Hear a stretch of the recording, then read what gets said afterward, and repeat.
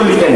সেদিন থেকে ইসলামী আন্দোলন একেবারে সরকার বিদায় হওয়া পর্যন্ত রাজপথে আমরা ছিলাম।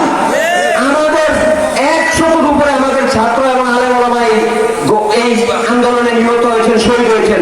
সর্বমোট 1400 ছাত্র শহীদ হয়েছেন, প্রায় 22,000 লোক আহত হয়েছেন, 600 লোক জীবনের পরে পঙ্গু চক্ষু অন্ধ হয়েছেন। এগুলো করেছে এই সরকার ফ্যাসিস্ট